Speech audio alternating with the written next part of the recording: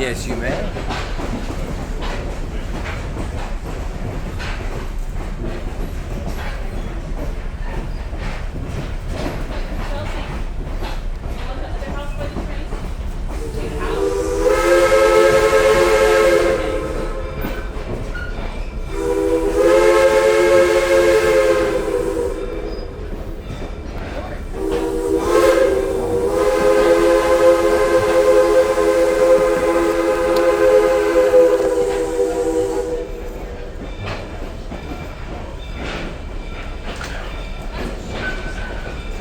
The track we are running on was built by the Tacoma Eastern Railroad at the start of the 1900s. The line leading to Elbe was completed on April 30th, 1904. By that same year, construction had reached Ashford, and in 1905, regular passenger service was established. For a time, Tacoma Eastern Railroad enjoyed virtually exclusive rail access to the scenic wonders of Mount Rainier. With the railroad's arrival, Mount Rainier National Park was profoundly changed forever. In the summer of 1905, three of the nation's largest mountaineering clubs combined for a major push to summit Mount Rainier, something far more accessible now that the rail service connected Tacoma to the foothills. Before the railroad, reaching the mountain required a 3-day stagecoach journey from Tacoma. With rail service to Ashford, the trip took about 3 hours. For $6, about $220 in today's money, a passenger could leave Tacoma at 9 in the morning and arrive in Ashford by noon. Construction continued east to Mineral, our destination today, with the first train arriving in Mineral on September 18, 1905. By the time the railroad reached Ashford, 62 miles of track had been completed. In its first year alone, roughly 32,000 tickets were sold. By 1911, more than 100,000 passengers had traveled this line, including President William Howard Taft. As demand grew, service expanded. By 1920, upscale rail cars and bus connections carried visitors from Ashford to Paradise.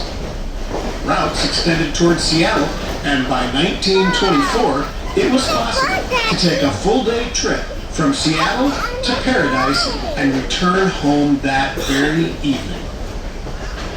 So what had once required a 3-day stagecoach journey became a comfortable 3-hour trip, all because of the railroad beneath us today.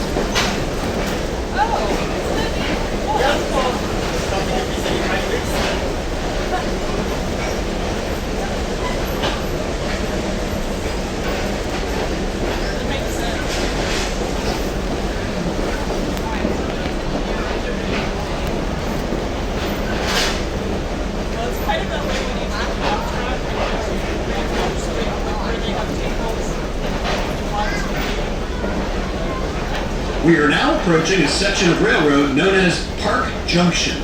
Historically, trains traveling east from here would continue towards Ashford, the last town before the entrance to Mount Rainier National Park.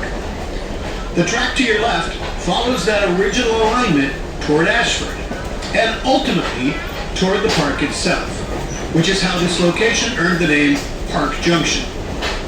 Today, however, we will be diverging to the right onto what is known as the Morton Bridge. This junction was once an important operational point. Here, the line split and a spur connected the Ashford National Logging Mill, at one time one of the largest logging mills in America.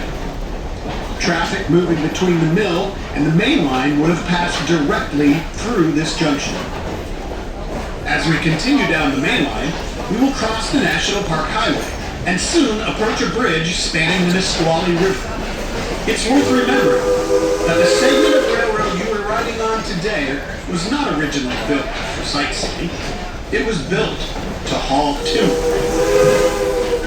In the early 1900s, these forests were dense with old-growth trees. The most efficient way to move those massive logs from remote terrain to sawmills was by rail. Logging companies constructed railroads deep into the wilderness, often in areas where roads simply could not be built. Steam locomotives were the primary workhorses of the timber industry. They hauled log trains through sharp curves and over steep grades, moving raw material from forest to mill. Entire logging camps, sometimes temporary towns, were transported by rail as operations shifted to deeper parts of the woods. For a time, this region operated very much on the frontier edge of industrial expansion. The railroad made it possible.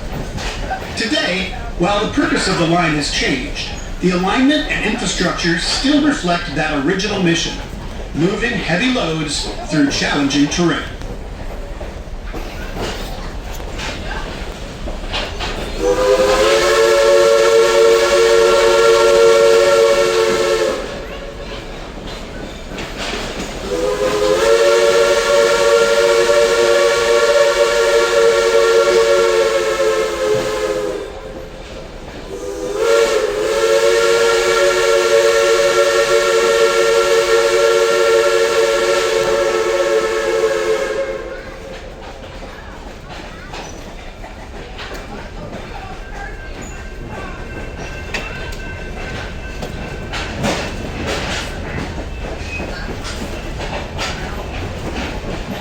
We are now approaching two bridges across the Nisqually River. The first will be the original wooden trestle, built in 1905 when the Tacoma Eastern Railroad extended service through this corridor. Just beyond it stands the second bridge, a metal structure added after severe spring flooding in 1996 caused the Nisqually River to shift course and wash out portions of the original alignment. The Nisqually River begins on the southwest slopes of Mount Rainier, fed by meltwater from the Nisqually Glacier. As the glacier moves, it grinds rock into fine sediment known as glacial flour, giving the river its cloudy appearance. During heavy runoff, the river can reshape its own channel, a reminder that even railroads must adapt to natural forces. Between this crossing and Mineral once stood the small settlement of Flint, founded by pioneers from Kentucky. Residents farmed the valley and supplied logs to local sawmills, participating in the timber economy that defined this region. Like many resource-based towns, Flint gradually faded as logging patterns shifted and transportation routes changed. As we cross these bridges, you're traveling over infrastructure shaped by more than a century of industry, weather, and change.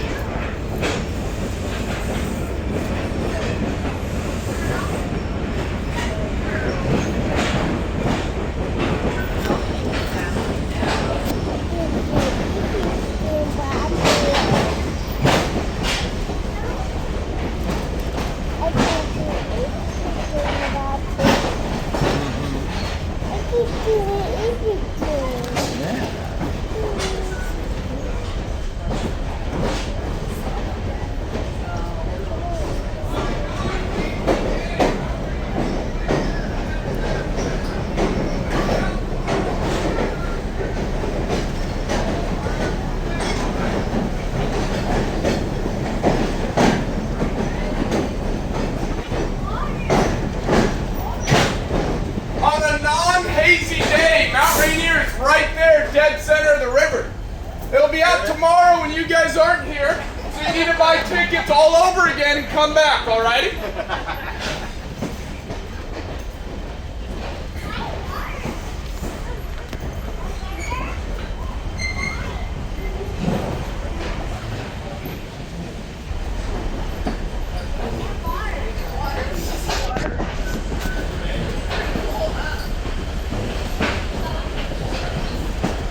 After the development of the Transcontinental Railroad, the evolution of the West began in earnest. Early logging railroads were driven by the logging industry to support the rapid growth of local companies like Weyerhaeuser and Sierra Pacific, who would go on to usher in a new era. Logging camp life in many ways was transient. These railroads created spider webs through the deep woods, creating mill towns and logging camps along the way. When an area was logged out, they would pick up and move the whole town via rail, from bunkhouses to chapels, pigsties to chicken coops. Even the track itself would be disassembled, and the whole town and railroad would be built again in another location.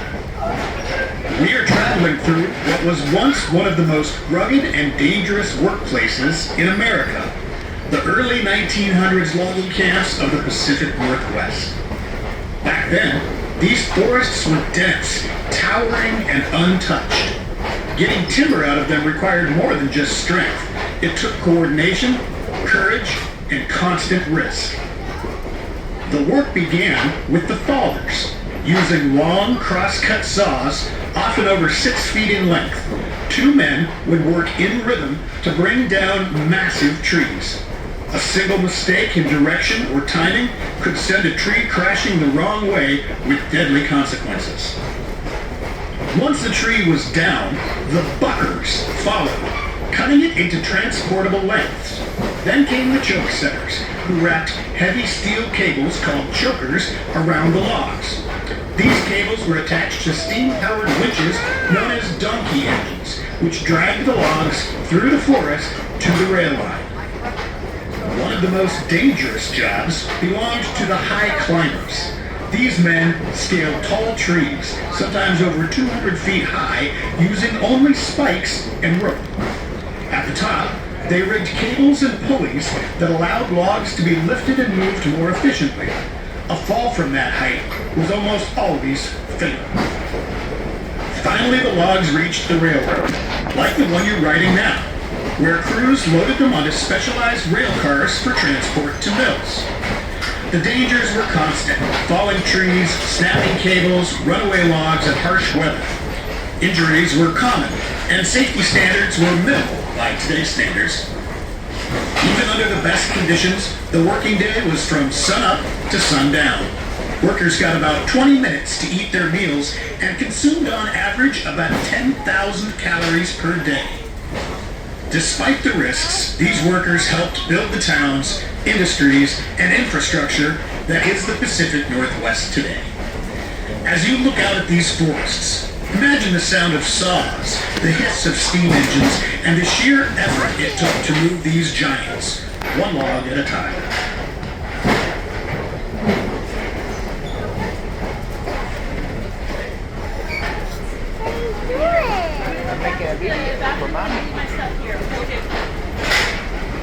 As logging pushed deeper into these forests, companies needed larger crews, and they often turned to immigrant labor to fill the ranks. In this region, many workers came from Scandinavia, as well as from Eastern Europe and Russia. Some arrived seeking opportunity, others fleeing political unrest.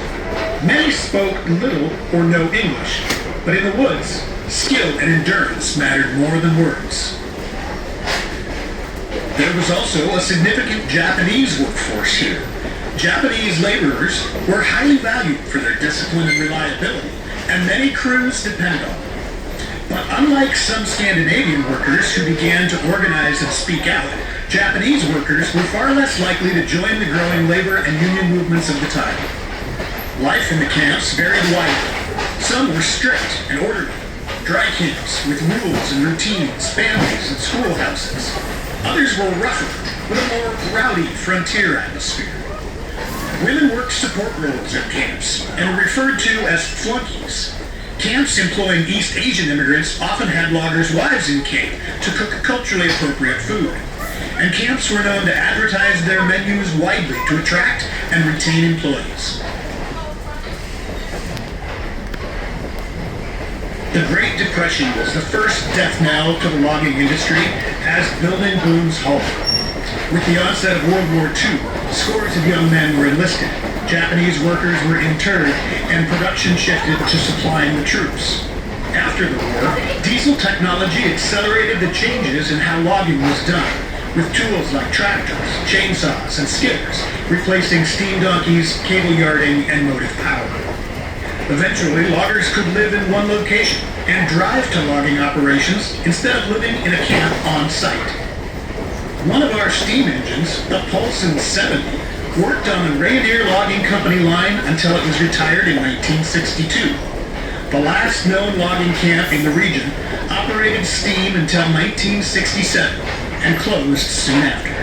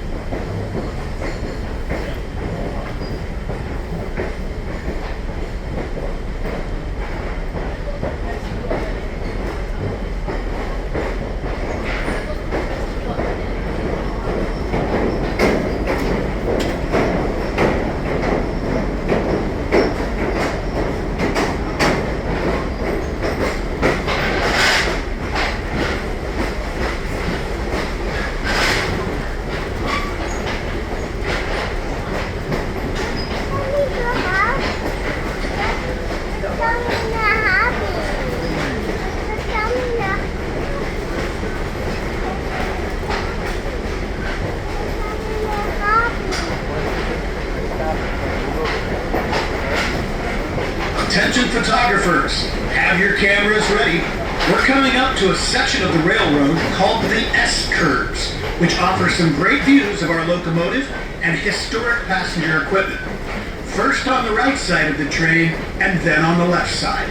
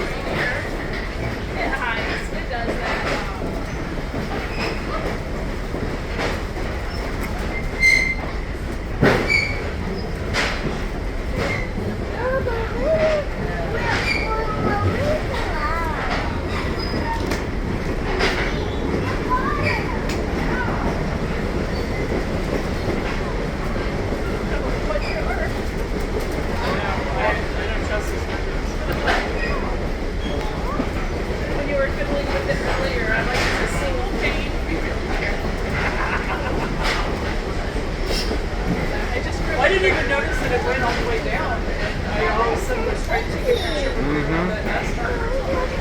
So hopefully it shows everybody. Keep your hand inside, sweetie. I don't think it gets on the train itself all the time. The rider.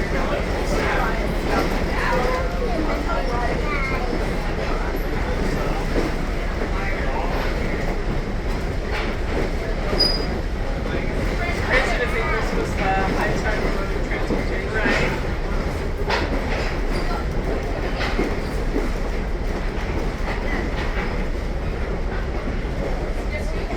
Days by state.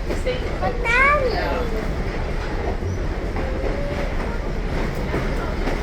I've never been intrigued to try a state-cross train. Absolutely comfortable. And in the movies, they always run away. I mean, you're either getting held up or they're running. Wheels break, you go off the side of a hill. They explode. There's no gasoline, but they still explode. How explosive my horses are. Man, it's coming along here.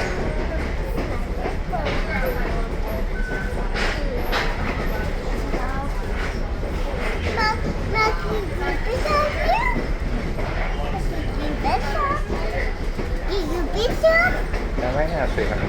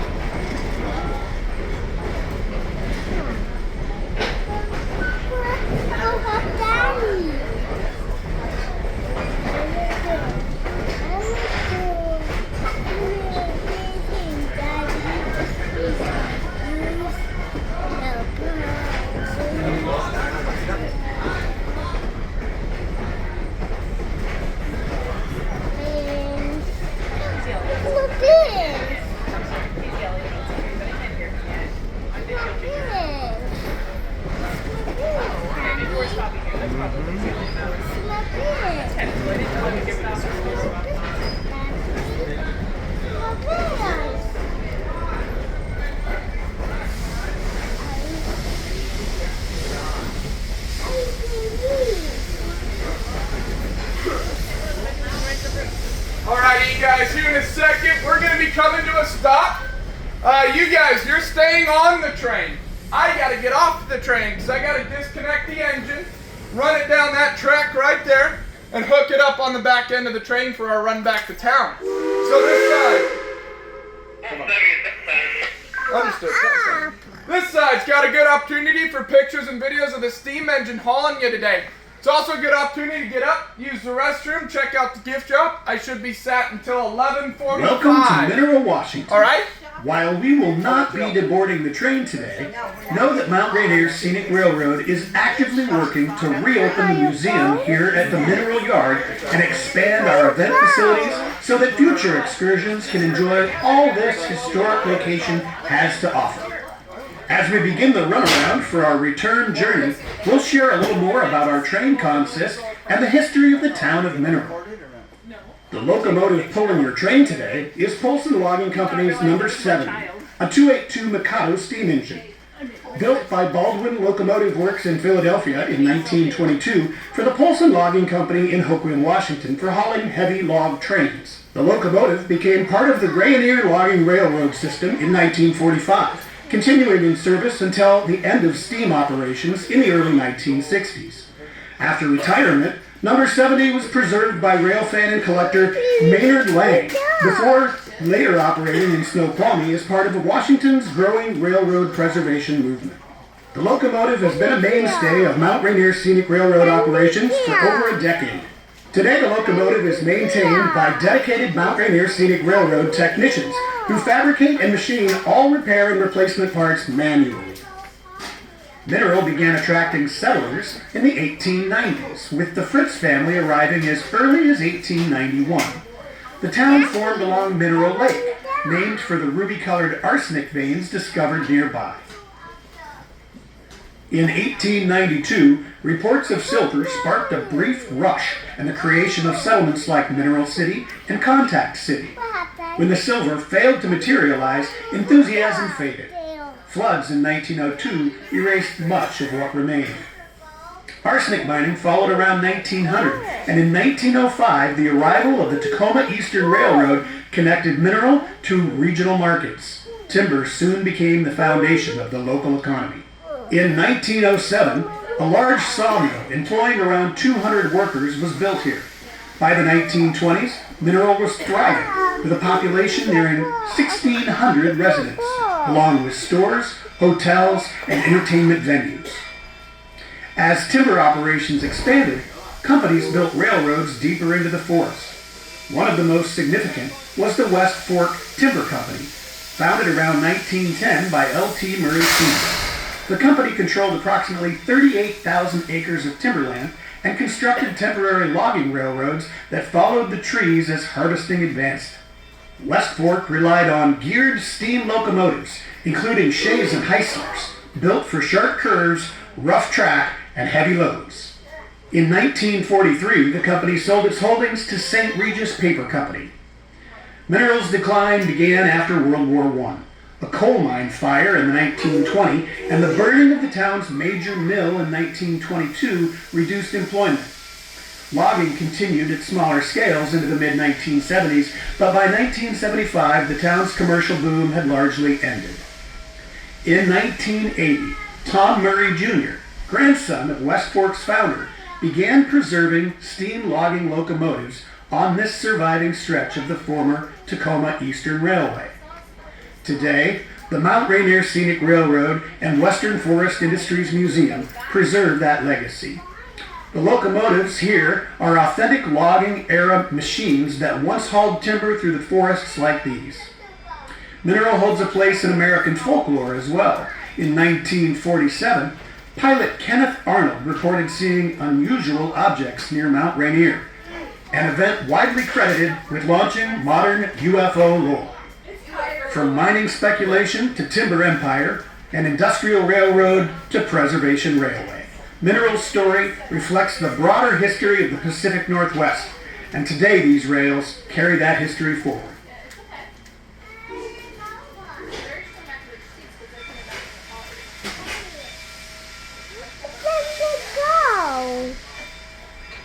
It's time to go. Daddy. Yeah. It's time to go. Not yet. We gotta go back, honey. Mm-hmm.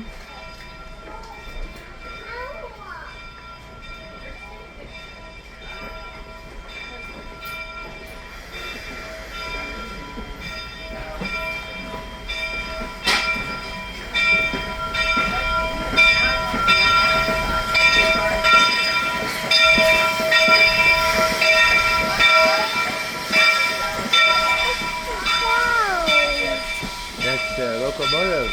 It's ringing its bell so people know it's coming. And mango slices and sesame sticks. It's time to go home. Time.